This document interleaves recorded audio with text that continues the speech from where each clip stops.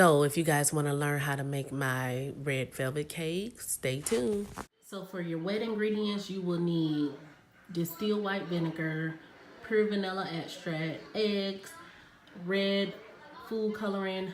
You're gonna need buttermilk instead of milk, but you're gonna see how I make buttermilk out of this regular milk. And the special ingredient you will need is coffee. You're gonna need some coffee.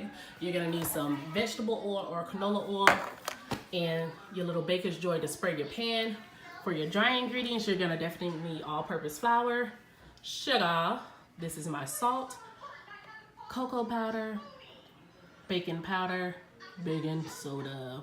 So let's get down to it. So in this bowl right here, I have combined my cocoa powder, salt, baking soda, baking powder, and my 2 cups of flour, and I whisk them together. Make sure you whisk them together really, really good because you don't want any chunks. And I'm gonna whisk it together some more because you see those chunks in it. This is my buttermilk. I use white distilled vinegar with regular milk. I need a cup of that, and got my eggs right here. All right, I'm gonna add in our vegetable.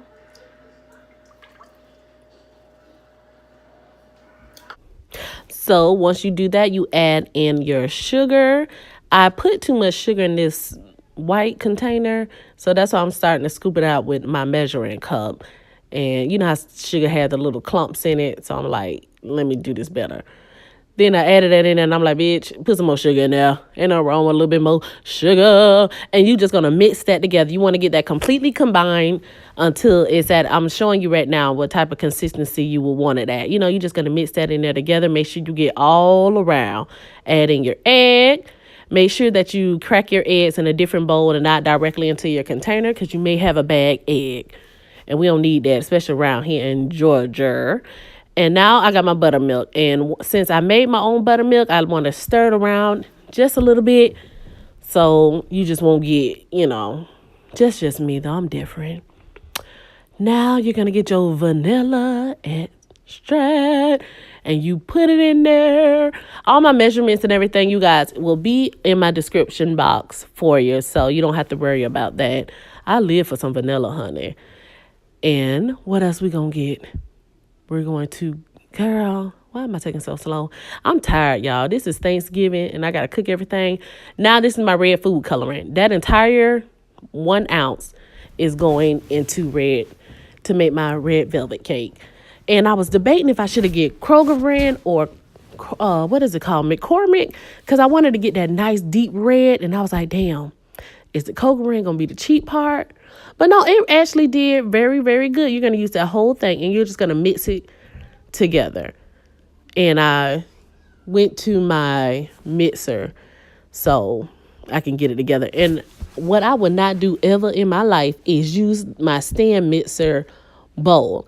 Since, like I said, this is Thanksgiving, all of my bowls were being used with different things, and that was my only free bowl that I had.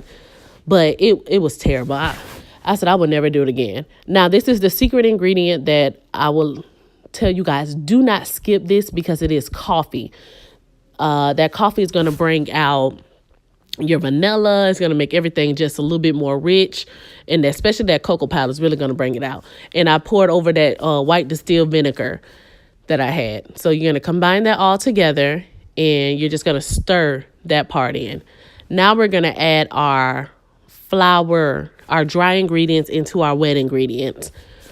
The key to making a nice moist cake is you cannot overmix it. If you overmix it, it will be dry as hello operator. So don't overmix your cake. Alrighty, so we're just gonna combine that all together. And once you're gonna see me, I'm gonna use my rubber spatula to make sure that I get the side of the bowl. You want everything to be combined equally. And that's why I said I would not use my hand mixer in my stand mixer bowl, because the stand mixer is just too deep and I really couldn't get into it like how I wanted to. So that's why I'm also using my rubber spatula to get everything down.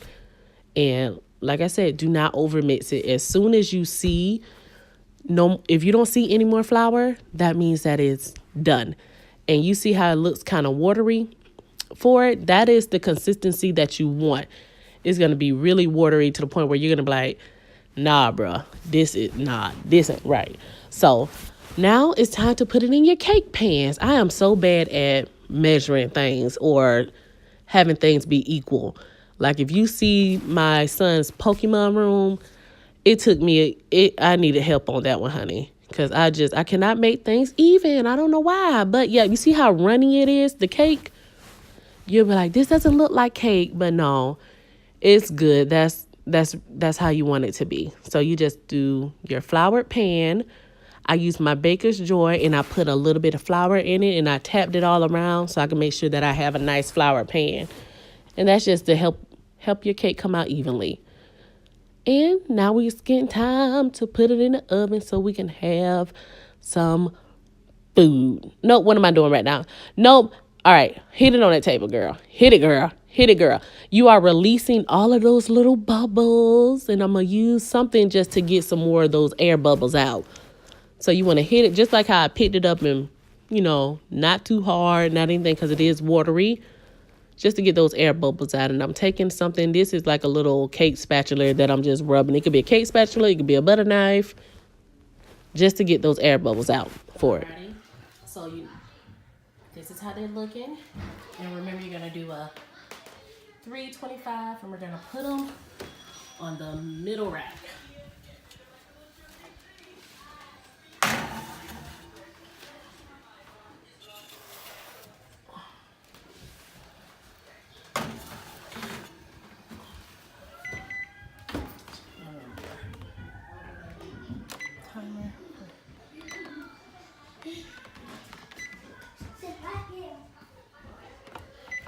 So this is how they're looking out of the oven. They were in the oven for 40 minutes. You see how I poked the hole to make sure that they're pretty good, that they're cooked in the middle. So they're not completely cooled down. They are warm to the touch. I can touch it for it. They're warm to the touch. So that's when you want to take them out of the pan and sit them on your cooling rack to cool completely before you ice it, all right? So like I said, how it's warm to the touch. You're just going to take a butter knife. Some people they fancy and they have like these offset spatulas and stuff, but she ain't got all that. So I just use a good old butter knife. You see how pretty that came out? Good. Came out pretty, girl. That shit still hot. So I'm like, ooh, bitch, hot. It's hot, child. Now, I try to be fancy, y'all, and go ahead and put the cake on top of each other, but like, I done broke the cake. Child, I done broke the cake, but it's Thanksgiving. They gonna eat this cake, honey. Like, so I would tell you, please do not put your cake on top of each other when it's warming up. I just wanted to get it out the way because it was just so much going on. I just wanted to get it out the way, and the refrigerator was just, it was just too much going on. So I'm using cream cheese frosting. If you guys want to know how to make my cream cheese frosting, please leave a comment below. It's not that hard to make for it, but I would definitely give you guys a review on how to make cream cheese icing for your cake. And by all means, I am not a cake decorator. I am not anything like that. I just know, you see, in the cake is a little off, honey. It's crooked and everything, but you just wrap it up, put your frosting on there. I'm using the pecans just to do a little decoration. I've decided to put it on the side of it and stuff. Ooh, look, they stealing, y'all. I went on the phone talking to my mother-in-law. Look at my niece. Look, she's stealing. I call her ass on camera. I'm gonna tell my sister. I told them not to come in my cake. They stealing. Look at they stealing frost. I see all them beads on the hair. Make no sense. But yep, I'm back now from the phone. I didn't even know. I done caught her on camera. So you just decorate it so however you want to decorate it. If you do not like nuts, you're allergic to nuts, you know someone it is, please don't use nuts.